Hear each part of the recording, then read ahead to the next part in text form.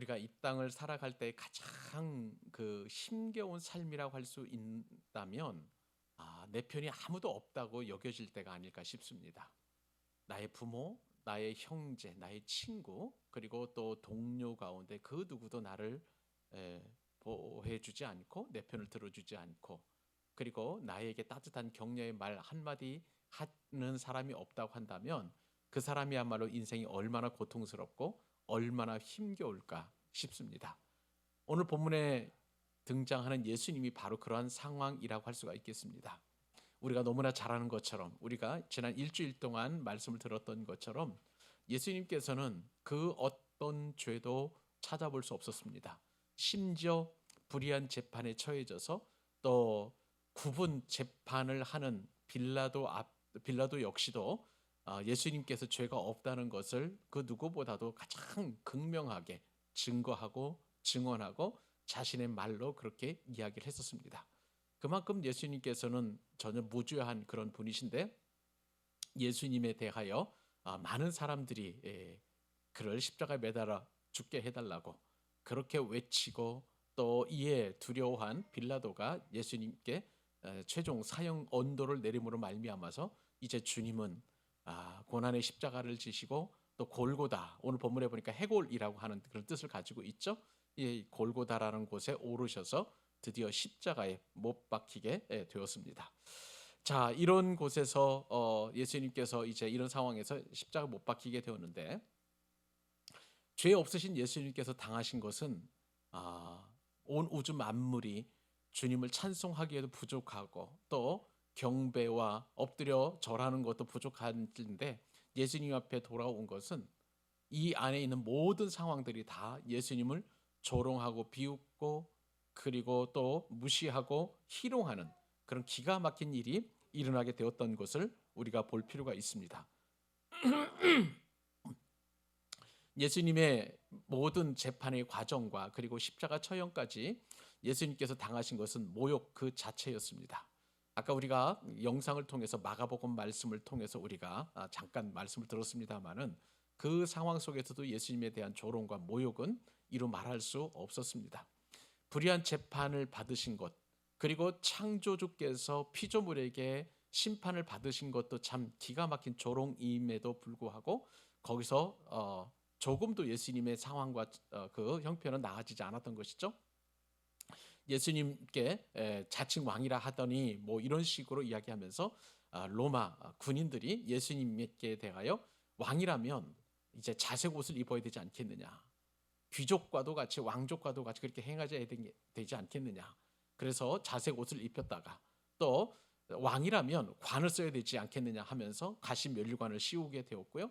왕이라면 또 홀을, 왕을 상징하는 홀을 가져야 되는데 그 홀 대신 갈대를 손에 쥐어지고, 이러한 모든 행동들이 다 예수님을 모욕하고 조롱하는 행위였습니다. 그리고 오늘 이 십자가에서 예수님께서 매달리신 그 상황 속에서도 주님은 계속해서 조롱을 당하시고 모욕을 당하시는 것을 보게 됩니다. 자, 35절 말씀을 보니까 관리들도 조롱을 하는 것이죠.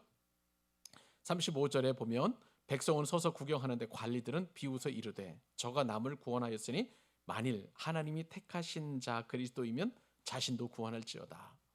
지금까지 예수님은 다른 사람들을 구원하시는 일에 공생의 사역을 온전히 감당하셨습니다.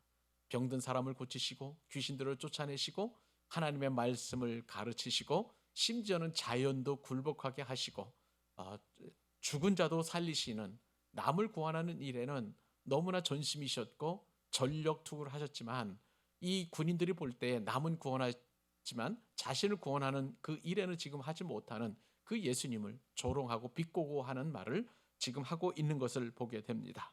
어디 그뿐입니까? 이번에는 군인들도 조롱을 하게 되었습니다. 36절 37절 말씀에 따르면 군인들도 희롱하면서 나와 신포도주를 주면서 네가 만일 유대인의 왕이면 네가 너를 구원하라. 자신도 구원하지 못하는 자가 어떻게 메시아가 될 수 있느냐, 지금 군인들도 그렇게 조롱하고 있는 것을 보게 됩니다.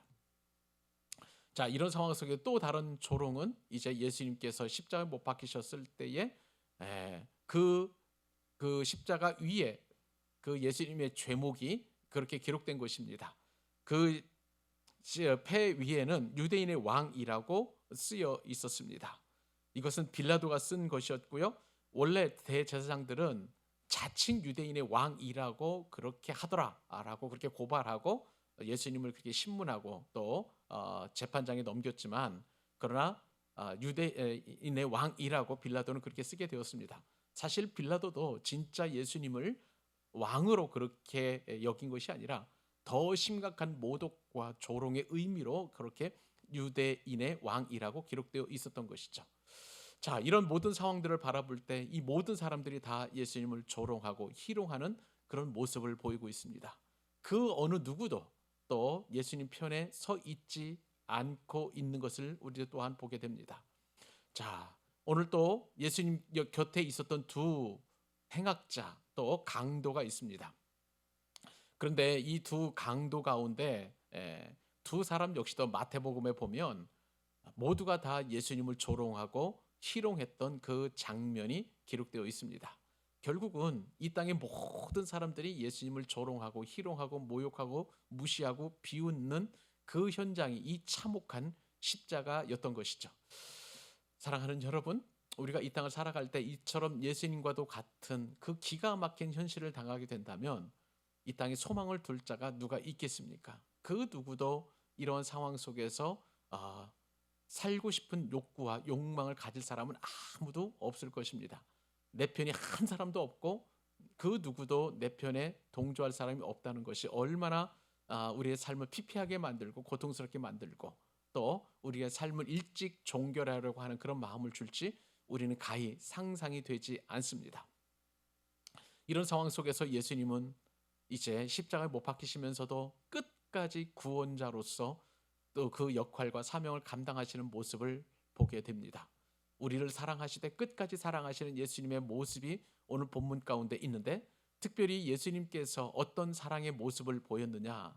자, 하나님의 말씀을 순종하고 성취하는 일에 주님께서 오늘 십자가에 매달리시는 그 순간까지도 이루신 것을 보게 됩니다.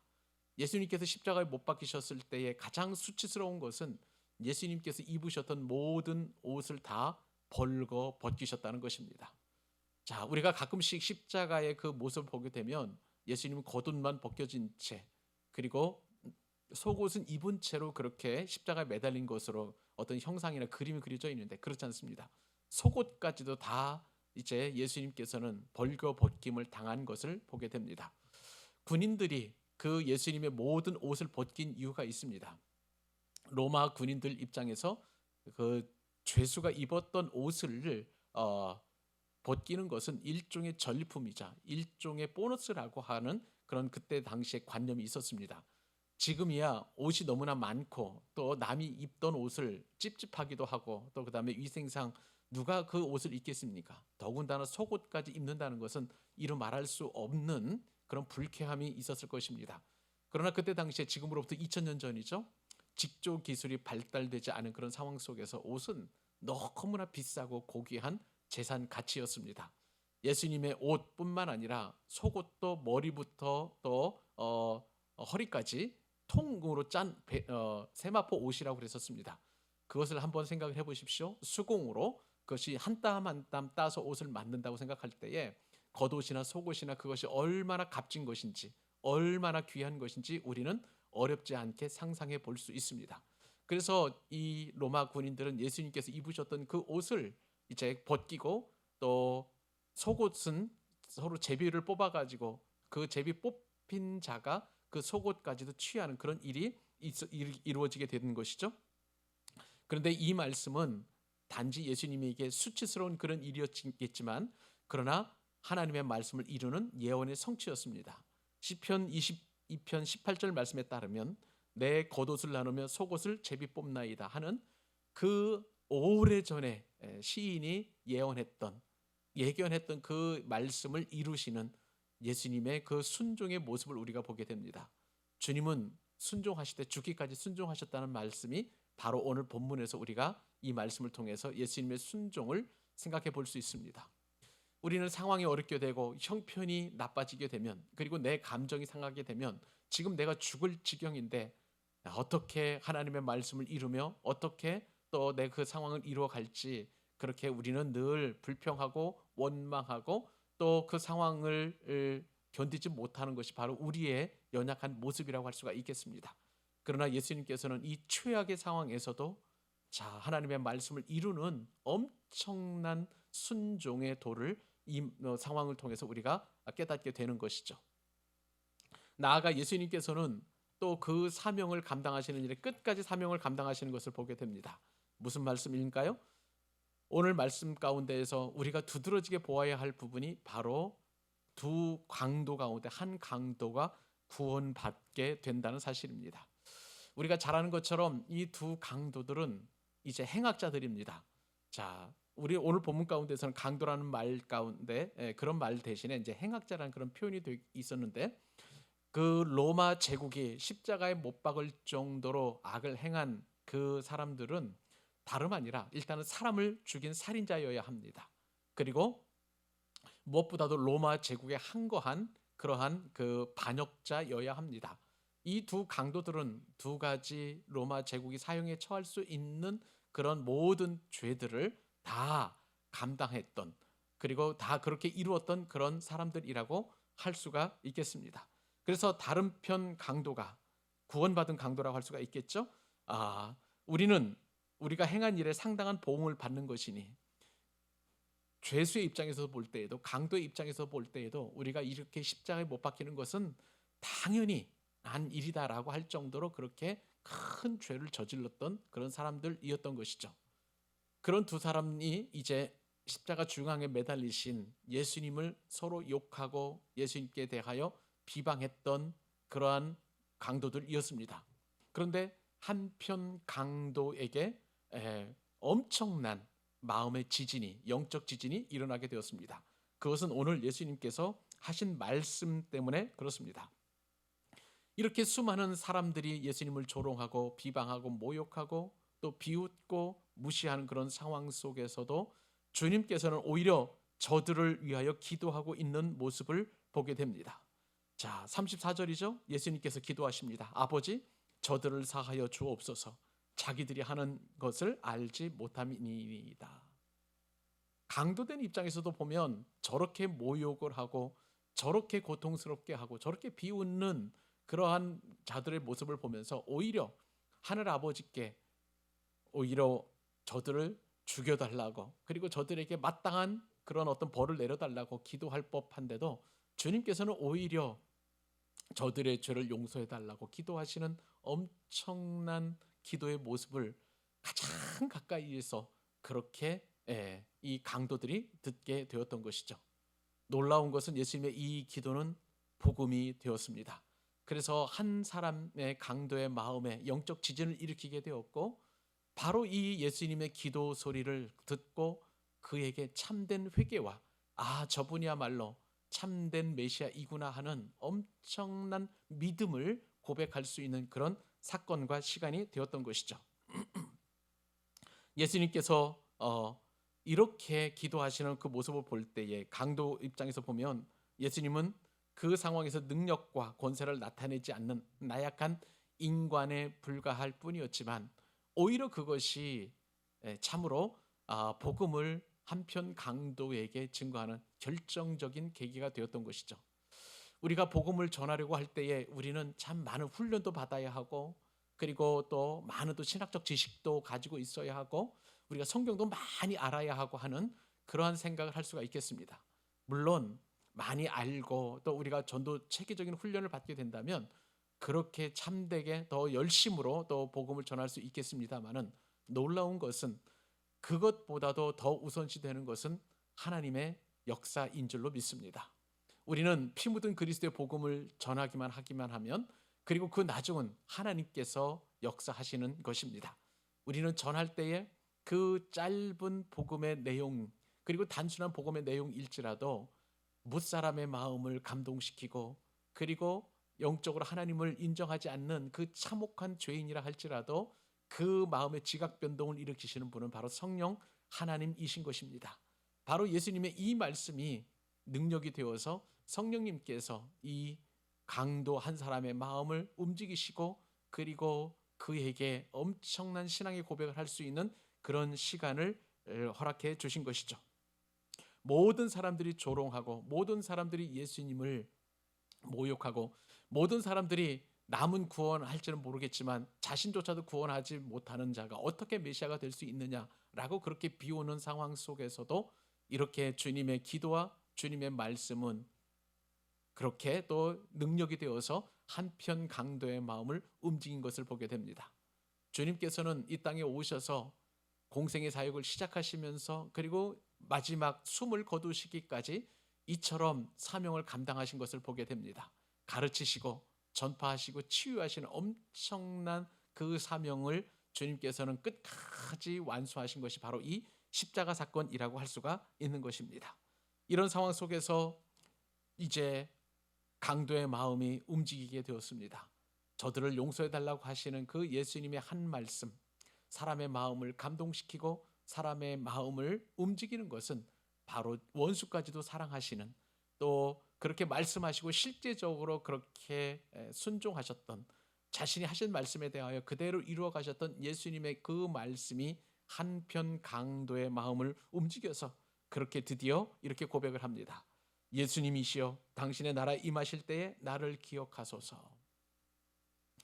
우리가 아무리 마음이 굳은 사람이라 할지라도, 그리고 또 예수님을 비방하거나 내지는 또 예수님께 대하여 그렇게 모욕적인 행사와 또 언어를 구사했던 사람이라 할지라도 우리가 끝까지 포기하지 말 것은 바로 이 한편 강도가 낙원을 허락받았을 그런 어떤 큰 복음 때문에 그렇습니다. 자, 이렇게 강도의 청원에 대해서 예수님께서 말씀하십니다. 내가 진실로 내게 이르노니 오늘 내가 나와 함께 낙원에 있으리라. 평생 동안 아내가 교회에 가는 것을 핍박했던 한 남자가 있었습니다. 그런데 죽음을 앞두고 임종 예배를 드릴 때에 복음을 전했고, 그 간단한 복음을 듣고 드디어 마음이 움직여서 자신의 입술로 자신이 죄인이었음을, 그리고 아내와 가족들에게 죄를 지었음을, 무엇보다도 구원받을 수 없는 죄인이었음을 고백하게 되었고, 그 고백의 입술을 통해서 예수 그리스도를 영접하고, 그리고 제가 그 병상 세례를 주었을 때에 그분이 그 병상 세례를 받고 기도받고 돌아가시는 엄청난 기적도 제가 체험한 적이 있었습니다. 그렇습니다. 하나님은 우리를 사랑하시되 끝까지 사랑하시는 그런 분이시고, 예수님께서는 죽기까지 순종하신 그 모습을 오늘 말씀을 통해서 우리가 깨닫게 됩니다. 조롱과 핍박과 모욕과 수치와 비웃음과 그리고 희롱의 현장에서도 주님은 그렇게 달게 십자가에서 순환을 당하시고 드디어 운명하시게 되었습니다. 사랑하는 성도 여러분, 이번 올해 고난 주간을 통해서 우리에게 주시는 하나님의 말씀이 결코 작지 않습니다. 우리의 삶을 바라보면서 우리가 예수님을 믿는다 하면서도 얼마나 우리가 예수님을 조롱하고 희롱하는 삶을 살아왔는지 우리는 낱낱이 기억하지 못하는 그런 죄라 할지라도 하나님 아버지께서는 이미 다 기억하고 계십니다. 그러나 그것보다도 더 큰 복음은 우리의 그러한 죄라 할지라도 주님께서는 우리가 예수 그리스도의 이름으로 죄를 용서를 구하고 그 죄를 우리가 자백할 때에 미쁘시고 신실하신 하나님께서는 그 죄를 기억지 아니하시고 모든 죄를 용서해 주십니다. 그렇기 때문에 이 말씀을 붙들 이후에 우리의 삶은 예수님을 모욕하는 것이 아니라 예수님을 찬송하는 것이고, 모든 것이 조롱, 모든 것이 희롱, 모든 것이 비웃음이 아닌 모든 것이 은혜, 모든 것이 감사, 모든 것이 기쁨, 모든 것이 행복, 모든 것이 찬송이어야 될 줄로 믿습니다. 이 귀한 은혜를 주신 말씀을 기억하면서 오늘 우리 주신 말씀을 기억하면서 우리 합심해서 한번 기도하도록 하겠습니다.